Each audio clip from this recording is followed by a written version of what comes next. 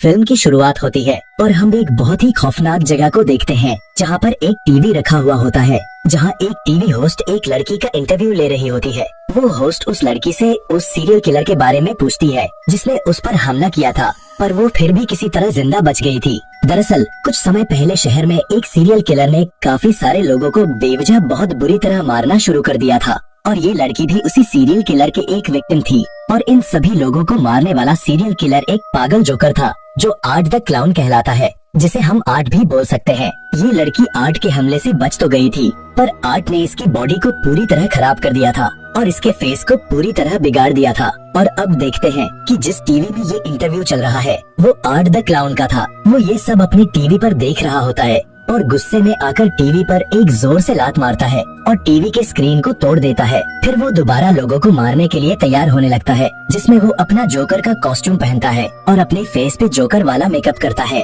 फिर वो अपने विक्टिम्स को मारने के लिए हथियार चुनता है। आर्ट द क्लाउन हर साल हैलोवीन के टाइम लोगों को बेवजह मारने के लिए निकलता है, वो भी आम तरीके से नहीं बल्कि बहुत बुरी तरह लोगों को टॉर्चर करके मारता है। फिर हम यहाँ पे उस टीवी होस्ट को देखते हैं जो कॉल पे किसी से बात कर रही होती है और बोलती है कि आज जो लड़की इंटरव्यू के लिए आई थी वो बहुत ही ज्यादा बदसूरत थी और अचानक उसे अपने पीछे से कुछ आवाज आती है। वो वहाँ पे चेक करने जाती है, तभी वो विक्टिम जिसपे आर्ट द क्लाउन ने हमला किया था वो वहाँ पे आ जाती है और उस टीवी होस्ट की आंखों में अपनी उंगली घुसा के उसकी दोनों आंखें फोड़ देती है और उसके भी फेस को पूरी तरह बिगाड़ देती है और उसे जान से मार देती है। अब हम रोड पे दो लड़कियों को देखते हैं जिनमें से एक लड़की का नाम तारा होता है। दोनों बहुत अच्छी दोस्त होती हैं और ये लोग हैलोवीन पार्टी से होके अपनी घर की तरफ जा रही होती हैं। इसका मतलब आज की रात हैलोवीन की रात है और आर्ट द क्लाउन भी हैलोवीन की रात को ही लोगों को अपना शिकार बनाता है। अगर आप लोगों को नहीं पता हैलोवीन क्या होता है, दरअसल हैलोवीन एक फेस्टिवल का नाम है जिसमें लोग भूत का कॉस्ट्यूम पहनकर पार्टी करते हैं। ये दोनों जब अपनी कार के पास आती है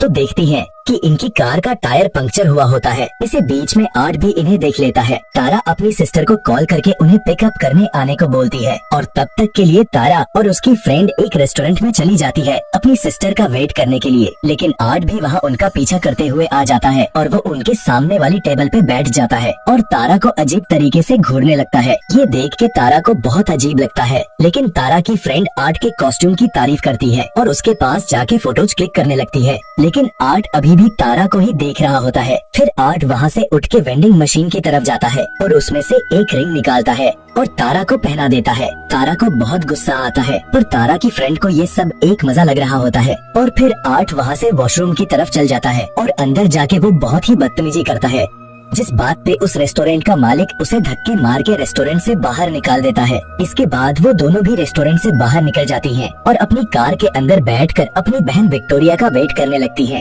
तारा अपनी फ्रेंड से बोलती है कि मुझे वो आदमी कुछ ठीक नहीं लग रहा था, क्या पता उसी ने हमारी गाड़ी का टायर पंक्चर किया हो, क्योंकि उसने हमारी गाड़ी देखी थी। इधर वही रेस्टोरेंट का मालिक वॉशरूम को साफ कर रहा होता है और वो अपनी फ्रेंड को आवाज देता है, लेकिन उसे कोई जवाब नहीं मिलता। इसलिए वो बाहर जाके चेक करता है और देखता है कि आर्ट ने उसके फ्रेंड को बहुत बुरी तरह मार चुका है और उसके फेस पे मोमबत्तियां जला दी है। देख के रेस्टोरेंट के मालिक के होश उड़ जाते हैं। वो भागकर पुलिस को कॉल करने जाता है, लेकिन आर्ट उसका हाथ काट देता है और उसे भी बहुत ही ज्यादा दर्दनाक तरीके से मार देता है। कार के अंदर तारा को वॉशरूम लग जाता है, मगर यहाँ आसपास कोई पब्लिक वॉशरूम नहीं था। तभी तारा की नजर एक वर्कर पे पड़ती है। तारा उस वर्कर के पास जाके बिल्डिंग का वॉशरूम यूज करने की परमिशन मांगती है, लेकिन वो वर्कर उसे मना कर देता है। वो बोलता है कि मैं यहाँ पे काम करता हूँ और अगर तुमने यहाँ का वॉशरूम यूज किया तो शायद मेरी नौकरी चली जाएगी। पर तारा उस वर्कर को मना लेती है कि बस मैं 5 मिनट वॉशरूम यूज करके वापस चली जाऊंगी और वो उसे बिल्डिंग के अंदर ले आता है और वॉशरूम का रास्ता बता के वहाँ से चला जाता है। गाड़ी के अंदर तारा की फ्रेंड रेडियो पे न्यूज सुनती है कि एक सीरियल किलर ने रेस्टोरेंट के मालिक और उसके वर्कर को जान से मार दिया है और वो किलर जोकर जैसा कॉस्ट्यूम पहने हुए है। फिर तारा कार के अंदर आके बैठ जाती है और उसकी फ्रेंड उसे इस न्यूज के बारे में बताती है, पर तारा कोई जवाब नहीं देती। तो वो देखती है कि गाड़ी के अंदर तारा नहीं बल्कि वही आर्ट द क्लाउन बैठा है। वॉशरूम से निकल के तारा अपनी गाड़ी की तरफ जाती है, पर बिल्डिंग से बाहर निकलते हुए तारा को एक छोटे बच्चे के रोने की आवाज सुनाई देती है। वो वो जब वहाँ पे देखने जाती है तभी अचानक एक पागल औरत उसके पीछे आ जाती है। उसे देख के तारा घबरा जाती है। उस औरत ने अपने हाथ में एक डॉल पकड़ी हुई थी और वो उसे अपना बच्चा बोल रही थी। तारा उसकी बातों को नजरअंदाज करके बाहर जाने लगती है। तभी गेट के पास वो आर्ट को देखती है जिसके हाथों पे खून लगा हुआ था। वो एकदम शांत खड़ा हुआ था और तारा को देख के मुस्कुरा रहा होता है, मगर अगले ही पल वो तारा को डरा देता है। तारा वहाँ से भाग जाती है और छुप जाती है। आर्ट भी उसके पीछे उसे ढूंढने के लिए आता है। काफी ढूंढने के बाद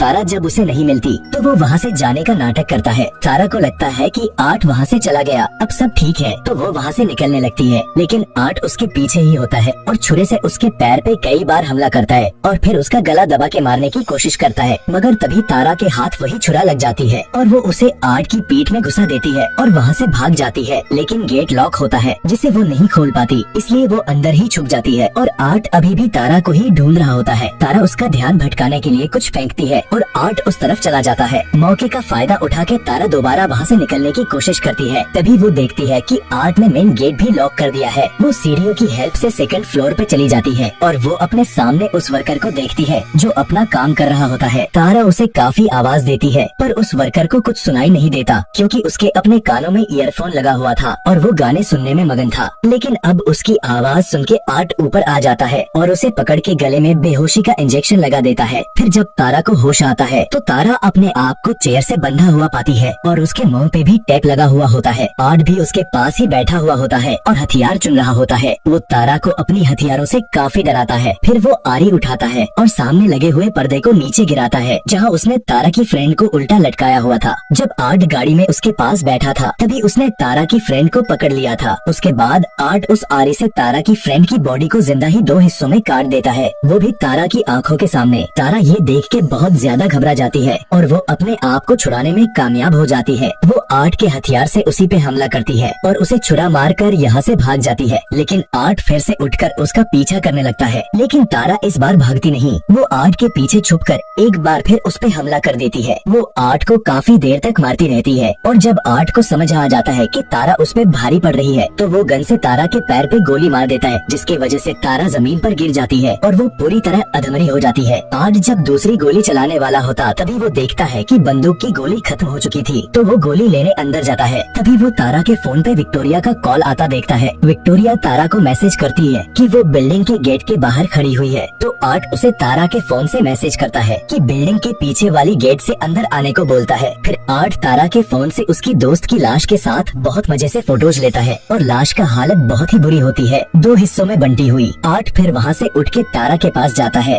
और उसके फेस पे अंधाधुंध फायर कर देता है और उसे जान से मार देता है। और उसे ऐसा करता देख वो पागल औरत भी देख लेती है। आर्ट उसे देखकर हेलो बोलता है। ये सब देख के वो वर्कर के पास जाती है और उसे सारी बात बताती है, मगर वो वर्कर उसकी बातों पे यकीन नहीं करता और नजरअंदाज कर देता है। फिर वो नीचे जाके किसी को फोन करने लगता है, लेकिन तभी आर्ट पीछे से आके हथौड़े से उसके सिर पे वार करता है और वो वर्कर जमीन पर गिर जाता है। यहाँ पे हम उसी पागल औरत को देखते हैं जो अपना बच्चा यानी वो डॉल जो वहाँ से गायब है, काफी देर ढूंढने के बाद उसे अपना बच्चा आर्ट के हाथों में देखती है। वो आर्ट के पास जाके उसके बारे में कहने लगती है कि तुम्हारे अंदर जरा भी इंसानियत नहीं है, क्या तुम्हें कभी किसी से प्यार नहीं मिला जिसके वजह से तुम्हें किसी पे रहम नहीं आता। और ये बोल के वो उसे अपने गले से लगा लेती है और आर्ट भी एक बच्चे की तरह बर्ताव कर रहा होता है जैसे कि वो सच एक बच्चा हो। और इधर विक्टोरिया भी बिल्डिंग के पीछे वाली गेट से अंदर आ चुकी होती है। वो लगा तारा को कॉल कर रही होती है। फिर जब बेल की आवाज अंदर वाले कमरे से आती है तो वो अंदर जाती है और अंदर आके तो उसके होश ही उड़ जाते हैं। वो तारा की दोस्त की कटी हुई लाश को देखती है। विक्टोरिया वहाँ से तुरंत भागती है। तभी उसे किसी लड़की के चीखने की आवाज आती है। वो समझती है कि ये उसकी बहन यानी तारा की आवाज है। वो नीचे जाती है, वहाँ वो एक लड़की को देखती है जो उसे हेल्प मांग रही होती है। विक्टोरिया उसे तारा समझती है। तभी उसकी नजर उस पागल औरत पे पड़ती है जिसके चेस्ट और सिर की खाल को आर्ट ने उसकी बॉडी से अलग कर दिया था और उसकी हालत भी मरने वाली हो चुकी थी।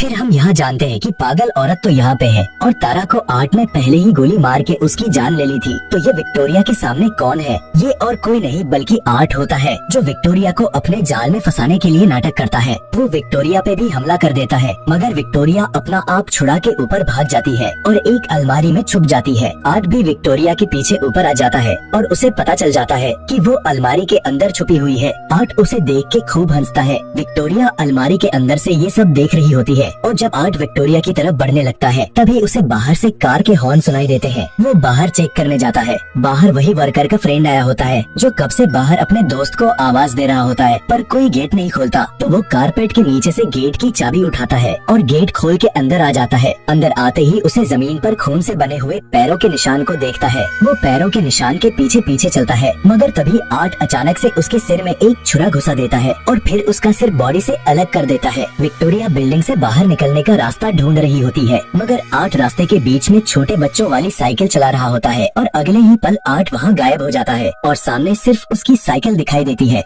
विक्टोरिया वहाँ से चुपचाप वहाँ से उसे बचते हुए निकलने का रास्ता ढूंढती है, मगर आर्ट पीछे से आके विक्टोरिया के मुंह को एक पॉलिथीन से कवर कर देता है और वो उसका दम घोंटकर मारने की कोशिश करता है, मगर विक्टोरिया किसी तरह बच जाती है। उसके सामने जमीन पर एक लोहे की कील पड़ी होती है। विक्टोरिया वो कील उठा के आर्ट के पैर में घुसा देती है और यहाँ से भाग जाती है। भागते भागते उस कमरे में पहुँचती है जहाँ पे तारा होती है और तारा का इतना ज्यादा बुरा हाल देख के वो बहुत रोने लगती है। वो अपनी बहन के पास बैठी ही होती है, तभी इतने में आर्ट भी वहाँ पे आ जाता है और 1 किलो से भरे हुए चाबुक से उस पे कई बार वार करता है, जिसके वजह से विक्टोरिया का काफी खून भी बहना लगता है। मगर तभी पीछे से वो वर्कर आके आर्ट को मार के बेहोश कर देता है और हम ये देखते हैं कि वर्कर अभी भी जिंदा है। वो विक्टोरिया को उठा के एक सेफ कमरे में लेके आता है और वो पुलिस को कॉल करके सारी बातें बताता है। विक्टोरिया की हालत कुछ ज्यादा खराब होने लगती है तो वो उसे लेके हॉस्पिटल जाने लगता है, मगर हम देखते हैं कि आर्ट वहाँ पे फिर से आ जाता है और इस वर्कर पर सिलेंडर से हमला करके उसे नीचे गिरा देता है। उसके बाद पैरों से मार मार के उसके फेस को कुचल देता है। विक्टोरिया को कुछ समझ नहीं आता कि वो कैसे अपने आप को बचाए। फिर उसकी नजर एक लोहे की रॉड पे जाती है। वो उस रॉड को उठा के गेट का लॉक तोड़ने की कोशिश करने लगती है और लॉक तोड़ भी देती है, मगर उठते ही आर्ट पीछे से उसका गला घोंट के मारने लगता है। लेकिन विक्टोरिया वो रॉड आर्ट की आंखों में घुसा देती है और वहाँ से भाग के एक गैराज में आती है,